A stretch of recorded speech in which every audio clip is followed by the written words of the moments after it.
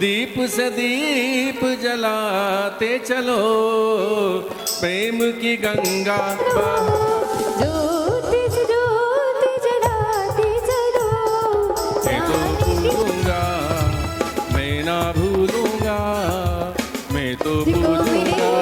मेरे दिल के फूल खिले, हम चरणों में जो आए, बस अब तो यही भाई, क्यों दूर से जाता, ना पास में है आता। जैसे शबरी को मिले थे उनके भाई पर, हम सब क्या रहते, ये तू भी सुन सुन सुन सुन। गुरु चरणों में जाना, गुरु मेरा दो, जनवाणी जगमैया जन्म दुख मेट दो। जन्म में दुख मेट दो, मरण दुख मेट। अभिनंदन करते हैं, अभिनंदन करते हैं, अभिनंदन करते हैं, अभिनंदन करते हैं।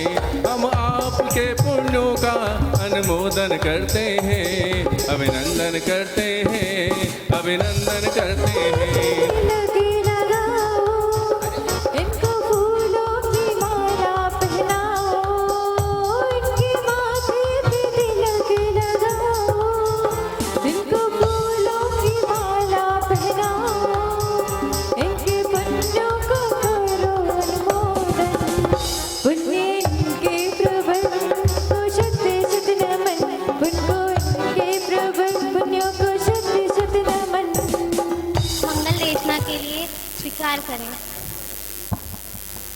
श्रमणी आय का 105 विमल श्री माता जी से निवेदन है, अपनी अमृतवाणी से सभी को कटाक्ष करें।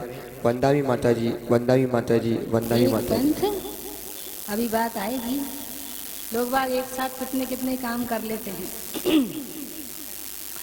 चलिए दोनों हाथों को जोड़ करके श्रीफल बना लीजिए और परमात्मा के चरणों में अपने श्रद्धा सुमन समर्पित करने के लिए तैयार हो जाइए। ओम नमः सिद्धेभ्यः,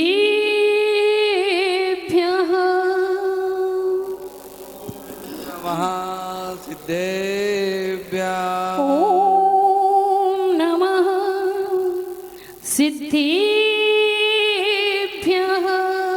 ॐ नमः सिद्धेभ्यः, ओम नमः सिद्धेभ्यः,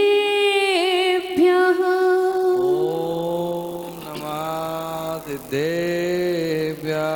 त्याग कर सब परिग्रह जिनम, धारा है भाव किंचनम। त्याग कर सब परिग्रह जिनम, धारा है धर्म किंचनम। देशना सबको दीनी परम, आप दिखला दिया है धर्म। अरहत दो मुझको अपनी शरण, तेरे पद में विनम्र नमन। अरहत दो मुझको अपनी शरण, तेरे पद में विनम्र नमन। गुरु मिले हमको सौभाग्य से, चल पड़े हैं जो शिव राह पे। गुरु मिले हमको सौभाग्य से, चल पड़े हैं जो शिव राह पे। मैं भी संग आपके चल सकूं, हाथ रख दो गुरु माथ पे। गुरुवर दो मुझको अपनी शरण, तेरे पद में विनम्र नमन। गुरुवर दो मुझको अपनी शरण, तेरे पद में विनम्र नमन, तेरे पद में विनम्र नमन, तेरे पद में विनम्र नमन। बोलिए अनंतानंद सिद्ध परमेष्ठी भगवान की जय। देवादिदेवी खजाराट श्री चिंतामणि पार्श्वनाथ भगवान की जय। देवादिदेवी खजाराट श्री महावीर भगवान की जय। परम पूज्य वात्सल्य रत्नाकर आचार्य भगवान गुरुवर ईश्वर श्री विमल सागर जी महामुनि राज की जय। परम पूज्य समाधि सम्राट आचार्य भगवान गुरुवर ईश्वर श्री विद्यासागर जी महामुनि राज की जय। परम पूज्य समाधि सम्राट आचार्य भगवान गुरुवर ईश्वर श्री विराग सागर जी महामुनि राज की जय।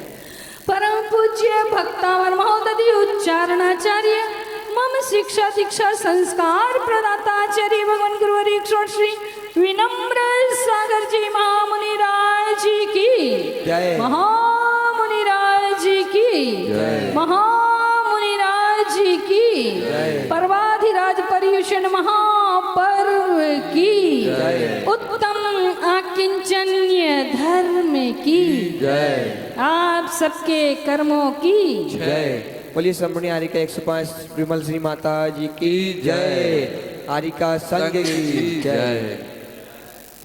आज पुनः हम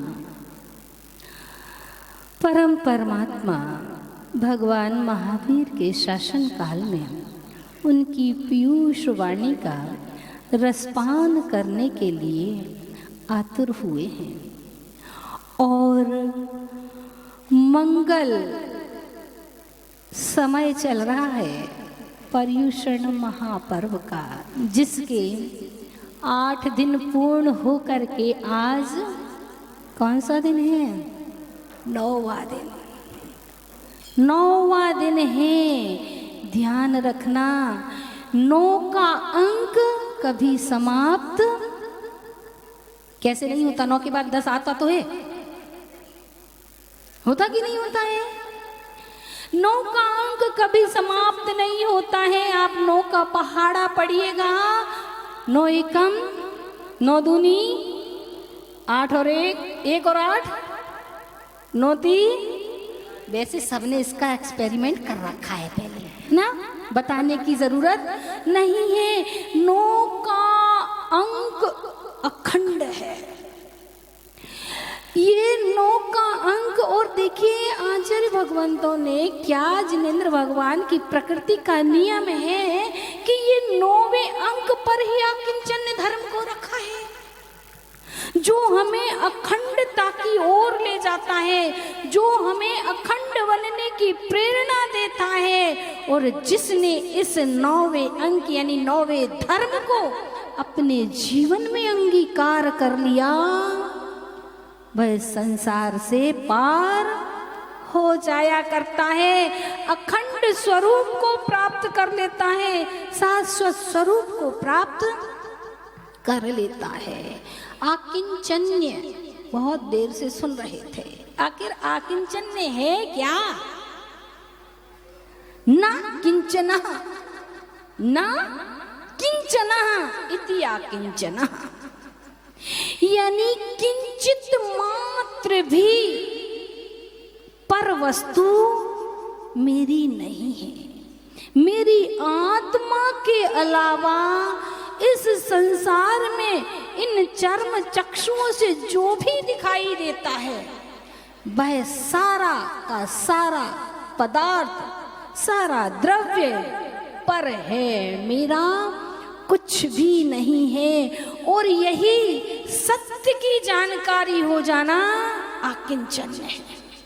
इसी सत्य की जानकारी मिल जाना आकिंचन्य है। एक बार जंगल में साधु महाराज साधना कर रहे थे।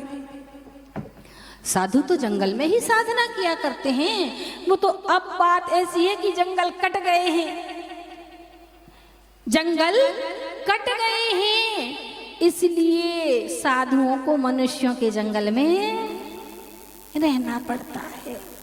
तो साधु महाराज जंगल में साधना कर रहे थे, क्योंकि साधना का सही स्थान तो एकांत है, निर्जन स्थान है।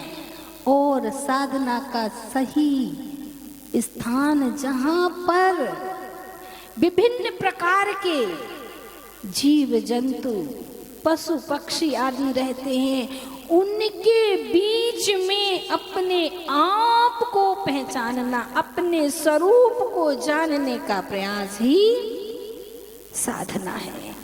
तो साधु महाराज जंगल में साधना कर रहे थे, और जंगल में जब साधना कर रहे थे तो पता चला राजा महाराजा को कि महाराज अपने पास वाले जंगल में साधनारत हैं।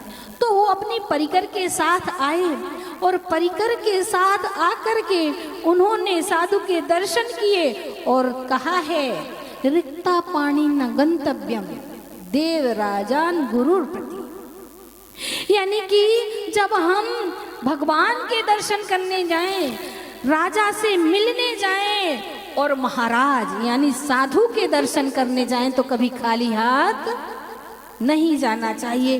तो राजा, अब राजा बादाम लाएगा कि श्रीफल लाएगा? बताओ भैया, राजा बादाम लाएगा कि श्रीफल लाएगा? ना राजा बादाम लाएगा ना श्रीफल लाएगा, राजा तो रत्नों के थाल भर करके लाएगा। तो राजा आया अपनी पूरी प्रजा के साथ में दर्शन करने के लिए, और रत्नों के थाल भर भर के आया। और साधु महाराज तो अपनी साधना में तल्लीन थे, साधु महाराज ध्यान में मग्न थे। राजा ने दर्शन किया, और दर्शन करके वो रत्नों की भेंट चढ़ा करके चल दिया। साधु महाराज ने आंख नहीं खोली, और ये सब चीज देख करके जंगल में और भी लोग रहा करते हैं। डाकू, डाकू तो जंगलों में ही रहते हैं। डाकू दो प्रकार के होते हैं। डाकू दो प्रकार के हुआ करते हैं। एक वो होते हैं जो लोगों को मार करके उनका धन लूट लेते हैं, और एक डाकू वो होते हैं जो कर्मों को मार करके अपने गुणों को प्राप्त कर लिया करते हैं।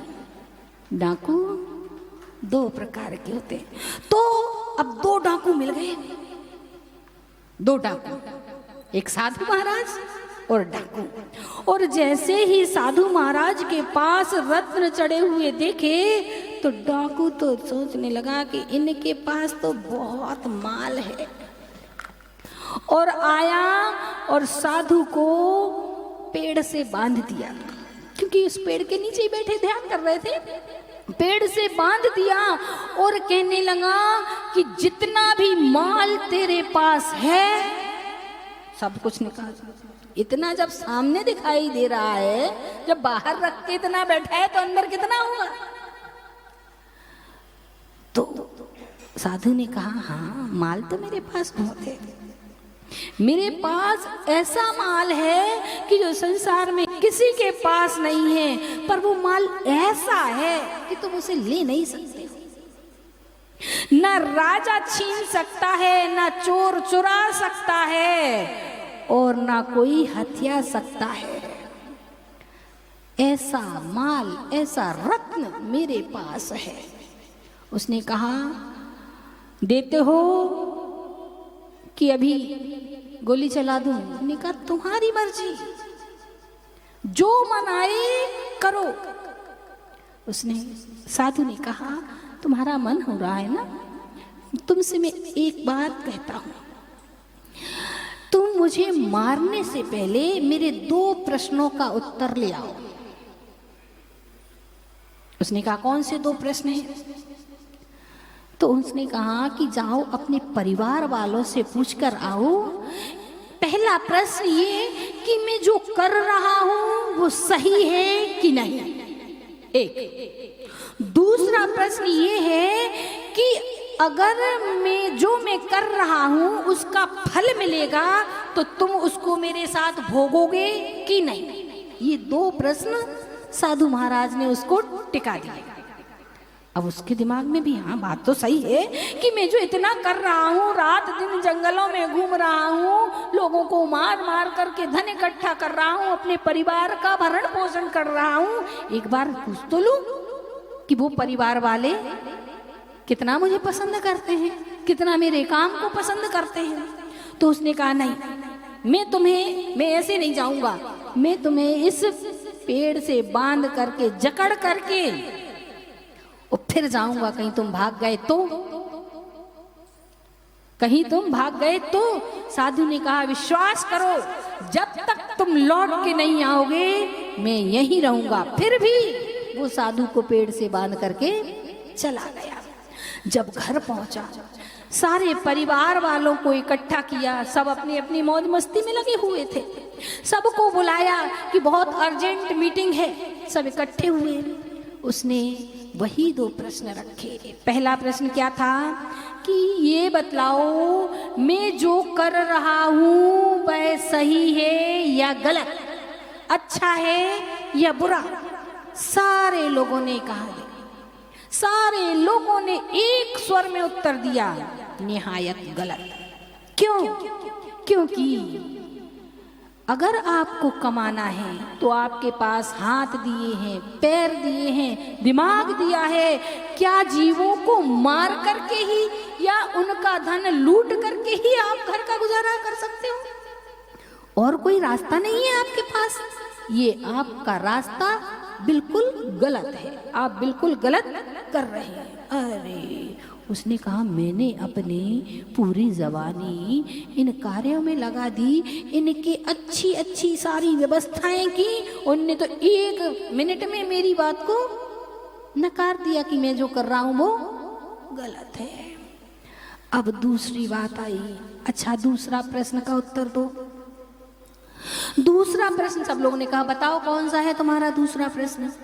तो दूसरा प्रश्न जब उसने रखा कि ये बताओ इसका फल जब मुझे मिलेगा, मैं जो कर रहा हूं इसका फल जो मुझे मिलेगा, इसमें आप लोग भागीदार होंगे कि नहीं होंगे? सारे लोग एक स्वर में बोले नहीं होंगे। हमने थोड़ी ना कहा था तुमसे कि तुम डाका डाल करके पैसा कमा करके लाओ। हमने थोड़ी ना कहा था तुमसे कि तुम किसी को मार करके पैसा कमा के लाओ। पैसा कमाने के और भी बहुत सारे तरीके हैं और तुम जो गलत कर रहे हो तुम्हें कितनी बार समझा दिया है, लेकिन तुमने आज तक नहीं माना है। और तुम्हें अगर सजा मिलेगी इन कर्मों की तो हम लोग एक भी आपके साथ नहीं होंगे। ओहो, डाकू का तो दिमाग ही, ये मैं क्या सुन रहा हूं?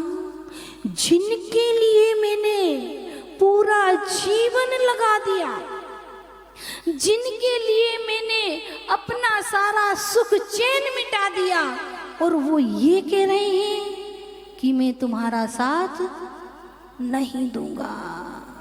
जब उसे इस सत्य की जानकारी हो जाती है कि कोई किसी का साथ देने वाला नहीं है, जो करेंगे उसका भरना हमें ही पड़ेगा। यानी जैसे कर्म करेंगे वैसे फल कौन भोगेगा? दूसरे लोग नहीं, मुझे ही भोगना पड़ेगा। और वह घर से आता है और आता है, रोता हुआ आता है, और सबसे पहले जो साधु महाराज को बांध करके गया था और आकर के रस्सी की गांठ खोलता है और घूमता जाता है और रोता जाता है, घूमता जाता है, रस्सी खोलता जाता है और रोता जाता है। बाद में जैसे ही रस्सी खोलता है और साधु महाराज के चरणों में गिर पड़ता है, महाराज मुझे क्षमा कर दीजिए, मैंने आज तक मैं इस भ्रम में जी रहा था कि मैं जो कर रहा हूँ अपने परिवार वालों के लिए कर रहा हूँ, जो कर रहा हूँ अच्छा कर रहा हूँ, मुझे नहीं मालूम था। आज मुझे बोध हो गया कि मैं गलत रास्ते पे था। आज मुझे बोध हो गया है कि मैं गलत कर रहा था, आप मुझे सही मार्ग दिखा दीजिए। तो साधु महाराज कहते हैं कि दुनिया में किया क्या बताना है हमें। क्या किया? दुनिया में किया क्या बताना है हमें, चंद दिन जिंदगी बिताना है हमें। कि दुनिया में किया क्या बताना है हमें, चंद दिन जिंदगी बिताना है हमें। उसके खिलाफ कभी चलना नहीं, उसके खिलाफ कभी चलना नहीं, उसकी अदालत में जाना है हमें। दुनिया में किया क्या बताना है हमें, क्योंकि हमने जो यहाँ पर किया है वो सब उसकी अदालत में खड़े होकर के बताना पड़ेगा। एक बार ऐसी ही बात चल रही थी। एक व्यक्ति आया और कहने लगा कि मुझे तो स्वर्ग जाना है। 2 दरवाजे थे, यमराज खड़े हुए थे, दोनों पे अपनी अपनी टिकट दिखा करके एंट्री ले रहे थे, स्वर्ग की एंट्री। और जिनने पाप कर्म किए हैं उनको नरक में एंट्री मिल रही थी, और जिनने अच्छे कार्य किए थे, नियम संयम तप जीवन में धारण किया था, सात्विक जीवन जिया था, उनको स्वर्ग में एंट्री मिल रही थी। एक व्यक्ति आया, बोला मुझे तो स्वर्ग में एंट्री चाहिए। होगा सोनू भैया जैसा, है ना, कि मुझे तो स्वर्ग में एंट्री चाहिए। उसने कहा तुमने अच्छा काम क्या किया, बताओ, गिनाओ अपने अपने अच्छे काम कि तुमने अच्छे काम क्या किए। तो उसने कहा कि मैंने और तो कोई अच्छा काम नहीं किया, बस मैंने एक अच्छा काम किया था कि एक दादाजी, बूढ़े दादाजी जा रहे थे और वो लड़खड़ा करके गिर गए। मैंने उनको गिरने से बचा लिया, गिरने से बचा लिया। उन्हें तो सब मालूम था, यमराज को तो सब मालूम था, तुमने गिरने से बचाया था, पर जेब में से तो, और कह रहे हो कि मैंने दादाजी को गिरने से बचाया था, गिरने से उठाया था, और मुझे स्वर्ग में एंट्री चाहिए। तो उन्होंने कहा मैंने अच्छा काम तो किया था, इसका कोई ना कोई पुरस्कार तो मिलेगा। तो यमराज बोले ले पकड़ ये 1000 रुपए उस बुड्ढे को गिरने से बचाने के लिए, और जा नरक। क्यों? क्योंकि हमने जो कार्य किए हैं, जैसे कार्य किए हैं, उनका फल तो हमें मिलना ही है। और आचार्य भगवान कहते हैं आज आकिंचन्य का दिन है। आकिंचन्य क्या है? कीचड़ में कमल की तरह खिलना। क्या है? कीचड़ में कमल की तरह खिलना। कीचड़ कहाँ, कमल कहाँ खिलता है? कीचड़ में, है ना, कीचड़ में खिलता है। पानी में जब कीचड़ हो जाता है, जहाँ गंदा पानी होता है, वहाँ कमल खिलता है। पर कमल के अंदर कीचड़ होता है क्या? कमल कीचड़ में खिलता अवश्य है, लेकिन कमल में कीचड़ नहीं होता है। ऐसे ही हम इस संसार में आए हैं, सारे परिवार के बीच में रह रहे हैं, राग द्वेष के बीच में हम पले बड़े हुए हैं, कसायों के बीच में खेले हैं, लेकिन वो राग द्वेष और कसाएं हमारे अंदर ना हो, तब हमारा किंचन्य धर्म पलता है। क्यों? क्योंकि आत्मा कौन है? कमल है। आत्मा कमल है और पाप राग द्वेष के भाव कीचड़ हैं, और जो स्वच्छ जल है वह क्या है? पुण्य है। और जो पुण्य पाप यानी जल से भी और राग द्वेष कसाय भावों से भी, पुण्य पाप दोनों से ऊपर उठ जाता है, वह कमल की तरह खिल जाता है। इसलिए कहा है कि कमल कीचड़ में अवश्य होता है, लेकिन कीचड़ के अंदर कमल नहीं होता है। हमें भी वह कमल बनना है, अपनी आत्मा के कमल को खिलाना है, क्योंकि आकिंचन्य कहता है आई एम एन अलोन। क्या कहलाता है, क्या कहलवाता है आकिंचन्य हमसे? आई एम एन अलोन, मैं अकेला हूँ। सब कहते हैं आप अकेला तरे मरे अकेला हो, है ना, सब कहते सब हैं, लेकिन मानते कोई नहीं है।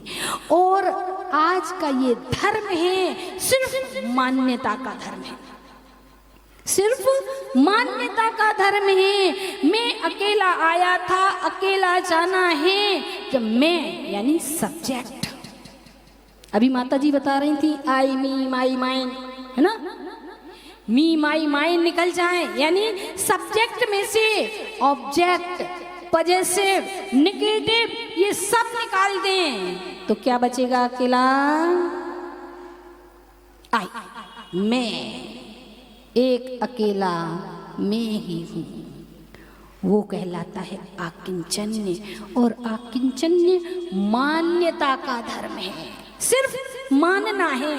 अभी आपसे ये नहीं कह रहे हैं कि आप सारा घर बार सब छोड़ करके आ जाओ, अभी तो सिर्फ ये कह रहे हैं कि एक बार मान तो लो।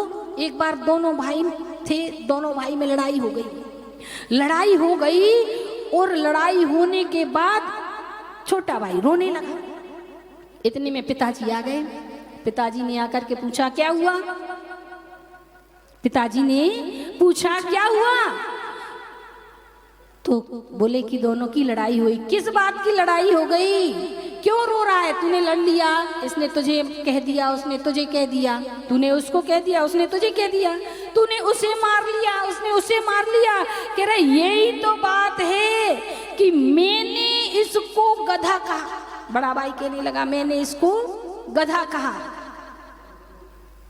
तो छोटे भाई भी कहाँ तो मैं गधा तो तू गधे का बड़ा भाई, मैं गधा हूं तो तू गधे का बड़ा भाई। और ऐसी ऐसी बातें होती रही और बातों बातों में उसने 1 दिया, उसने 2 दिए, फिर उसने 4 दिए, उसने 8 दिए। ऐसे लड़ते लड़ते लड़ते लड़ते अंत में बड़े भाई ने कहा तू गधा है। उसने कहा तू भी गधा है। उसने कहा तू गधा, वो कह रहा तू गधा, वो कह रहा तू गधा, वो कह रहा तू गधा। और छोटा भाई इतने में रोने लग गया। अब पिताजी ने आकर के कहा जब तुमने उसको गधा कहा तो वो तो रोया नहीं, और उसने तुम्हें गधा कहा तो तुम रो क्यों रहे हो? तो छोटा क्या कहता है, मैंने तो इसको गधा कहा था पर इसने माना ही नहीं। मैंने तो इसको 4 बार गधा कहा पर इसने माना नहीं। पिताजी बोले तो तुमने क्यों मान लिया? सारे दुख, सारा परेशानी किसकी है? मान्यता की। और हम, दुकान मेरी, रिश्तेदार मेरे, सब मेरे हैं। दूसरों का सारा दुख, सारा चक्कर, सारा संसार सिर्फ और सिर्फ मान्यता पर टिका हुआ है, और मान्यता के कारण ही दुख है। मान्यता ही दुख का कारण है।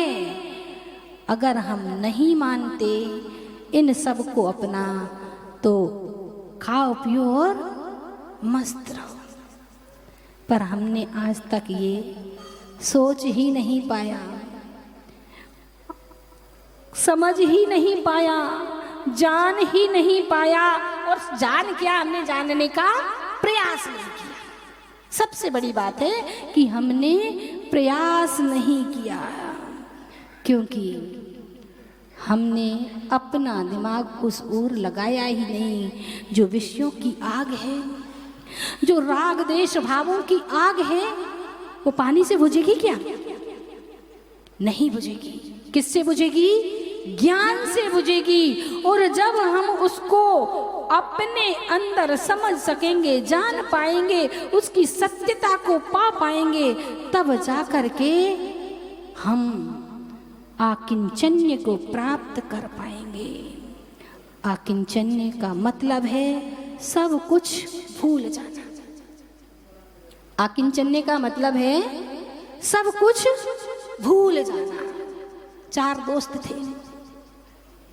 दोस्त थे और उन्होंने एक मीटिंग करने के लिए अपना एक पॉइंट बनाया कि इतने बजे यहाँ पर आ जाना। पहुँचे, एक पहुँचा, दूसरा पहुँचा, तीसरा भी पहुँचा, अभी चौथा नहीं पहुँच पाया था। तो इतने में वो लोग आपस में बात कर रहे थे, अरे यार मैं तो बहुत भुलक्कड़ हो गया हूँ, मैं तो बहुत भुलक्कड़ हो गया हूँ। क्या भुलक्कड़ हो गया, क्या भूल जाते हो भाई? तो कह रहे मैं तो यही भूल जाता हूँ कि माता पिता को देखना है, उनको नमस्कार करना है, भूल जाता हूँ।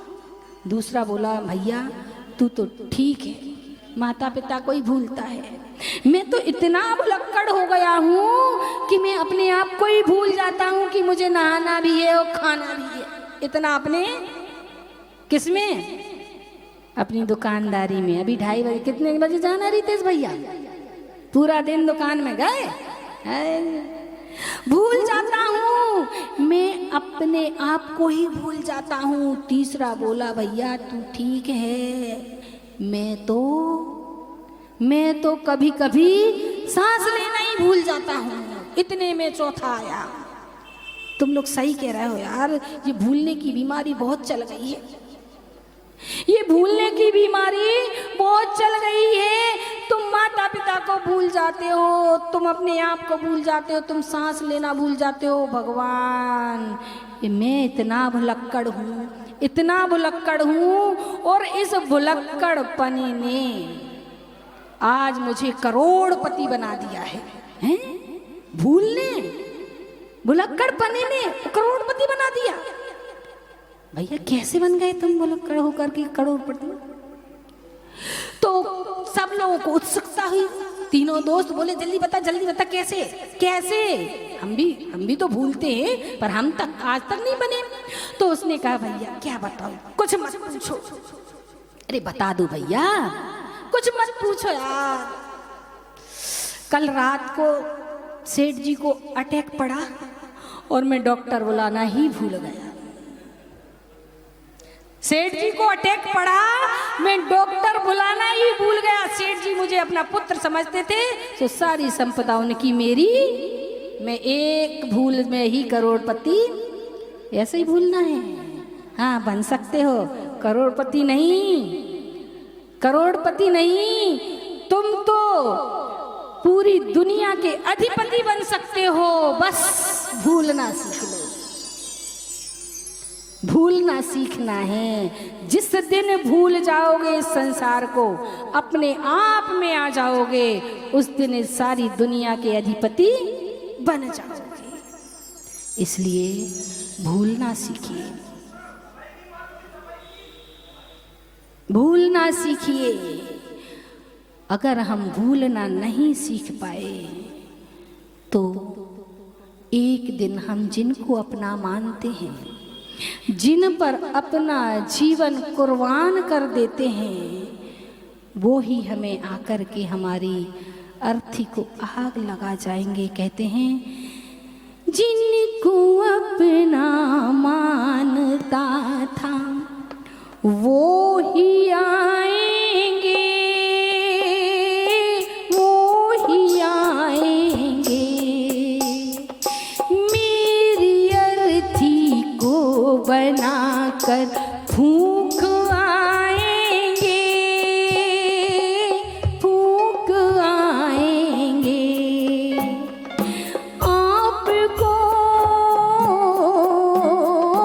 आपको नहीं जान पाया और मर गया। मेरा जीवन कोरा कागज, कोरा ही हो। मेरा जीवन थोड़ा सा था, थोड़ा ही रह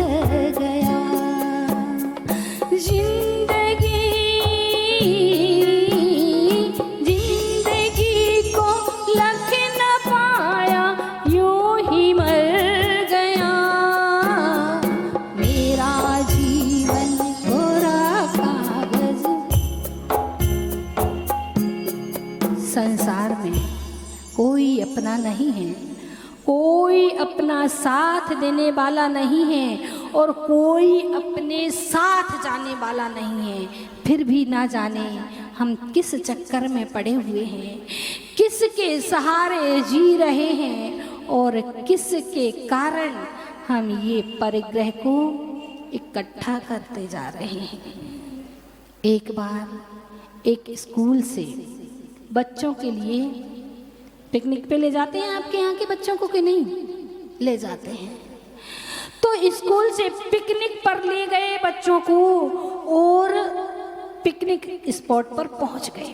ऐसा स्थान था, इतना मनोरम स्थान था कि सामने नदी बह रही है, इस तरफ पहाड़ है, पहाड़ के ऊपर चोटी पर जिनालय बना हुआ है और बहुत सुंदर बाग बगीचा लगा हुआ है। इतना मनोरम स्थान बच्चे तो देख करके खुश हो गए, खुश हो गए बच्चे देख करके। और टीचर ने कहा कि आपके पास 3 घंटे हैं, 3 घंटे में जिसको जो खेलना हो, खाना हो, घूमना हो, नदी है नहाना हो, जो करना हो कर सकते हैं और 3 घंटे के बाद अपनी बस यहाँ से रवाना हो जाएगी। अब कुछ बच्चे जाकर के नदी में तैरने के शौकीन थे, नहाने लग गए और कुछ जिनको तैरना नहीं आता था वो नदी के किनारे जाकर के, नदी के पास क्या मिलती है, रेत मिलती है कि नहीं, रेत मिलती है और सुंदर सुंदर छोटे छोटे गोल गोल पत्थर भी मिलते हैं, खूब खेले होंगे। हाँ, तो जाकर के रेत में घर बनाने लगे। हम लोग भी बनाते थे पहले, जब किसी का मकान बनता था और रेत आई तो सब अपने अपने, अरे दूर हट, अपना अलग बना, मेरा देखो 2 मंजिल का 3 मंजिल का ऐसा बनाते थे। बच्चे बनाने लग गए। कुछ लोग उन पत्थरों से खेलने लग गए, कुछ लोग थे जो पहाड़ पर चढ़ गए और कुछ लोग थे जो भगवान के दर्शन करने चले गए, कुछ लोग खाने पीने में मस्त हो गए। और ऐसे करके वो 3 घंटे पूरे हो गए। और जैसे ही सीटी बजी तो सारे बच्चे इकट्ठे हो गए। उनमें से कुछ रो रहे थे, कुछ मुंह लटकाए थे और कुछ खुश थे। कुछ रो रहे थे, कुछ मुंह लटकाए थे और कुछ खुश थे।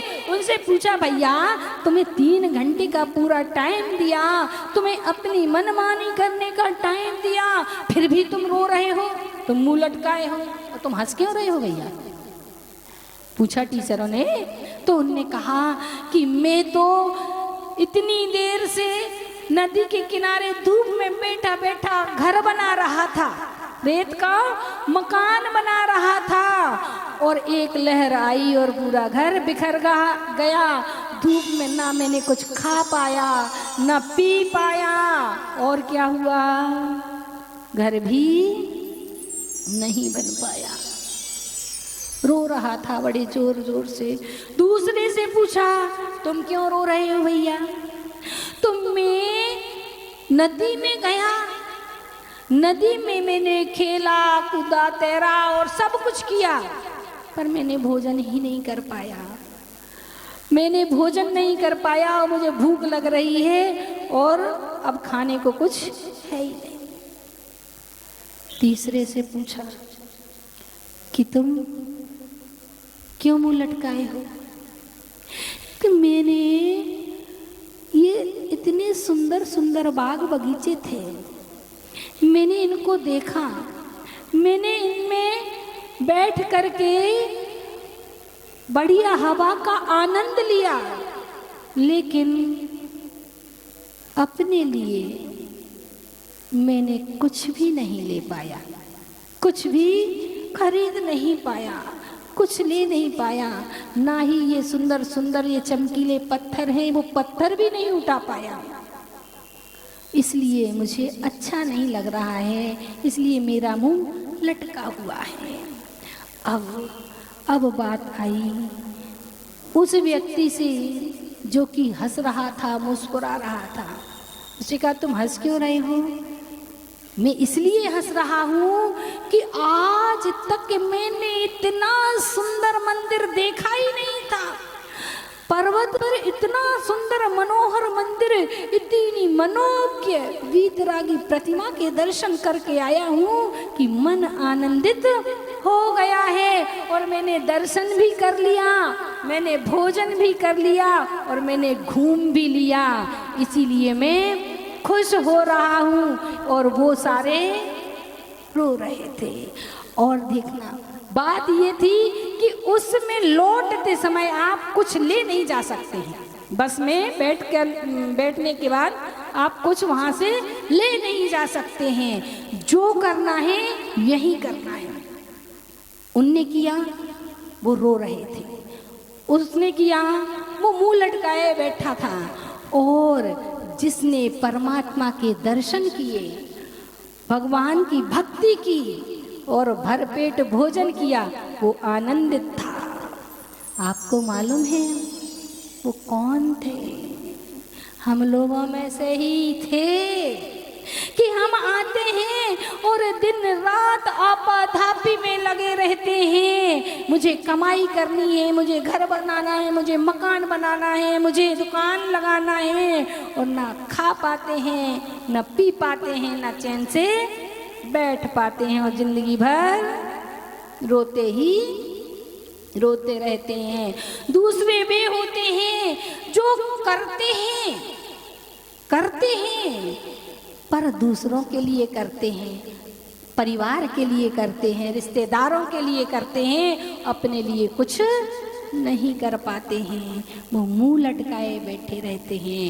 और तीसरे वो हुआ करते हैं जो भगवान की भक्ति करते हैं, गुरुओं की सेवा करते हैं, खुद स्वयं खाते हैं और गुरुओं को आहार दान दिया करते हैं। वो यहाँ पे भी संपन्न रहते हैं और पुण्य कमा करके अगले भव के लिए भी वो हंसा करते हैं, खुश हुआ करते हैं। उनमें से कुछ साधु भी हुआ करते हैं। जाना सबको है, जाना सबको है, जाने के तरीके अलग अलग हैं। कोई रो करके जा रहा है, कोई मायूस होकर के जा रहा है, तो कोई खिलखिलाते हुए। इसलिए कहा है चल देंगे एक दिन सब लिपटे हुए कफन से, चल देंगे एक दिन सब लिपटे हुए कफन से, उड़ना पड़ेगा बुलबुल दुनिया के इस चमन से, उड़ना पड़ेगा बुलबुल दुनिया के इस चमन से। काया के महल तेरे, काया ये शरीर क्या है? महल है। काया के महल तेरे एक रोज गिर पड़ेंगे, दुनिया रहेगी यूं ही, परवश न हम रहेंगे। जाएगा जाएगा जाएगा आने वाला, जाएगा जाएगा जाएगा, सबको जाना है। बस सबके जाने के तरीके अलग अलग हैं, जाने के तरीके अलग हैं। जिसने जैसा जान लिया है, जिसने जैसा मान लिया है, वह उस तरीके से जाता है। जाना सभी को है। इसलिए आचार्य भगवान कहते हैं क्यों? क्योंकि ये संसार कैसा है? आचार्य पूज्यपाद स्वामी जी स्टोपदेश में कहते हैं दिग्देशेभ्यः खगायेत्य संवसन्ति नगे नगे, दिग्देशेभ्यः खगायेत्य संवसन्ति नगे नगे, सस्य कार्य वसाद्यन्ति देशे दिक्षु प्रगे प्रगे। मतलब क्या है?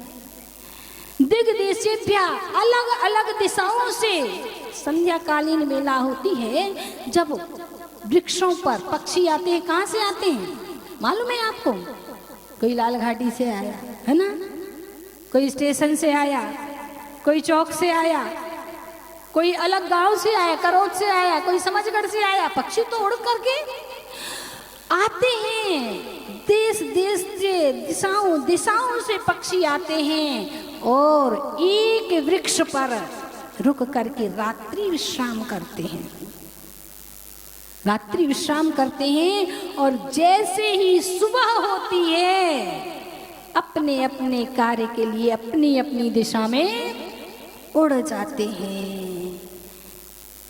ये पक्षी नहीं, हम लोग भी ऐसे ही हैं। विचार कीजिए अपने आप पर, अपने परिवारीजनों पर, अपने रिश्तेदारों पर, अपने मोहल्ले वालों पर, अपने मिलने वालों पर। दिग देशेभ्यः खगायति, ये कहाँ से आए?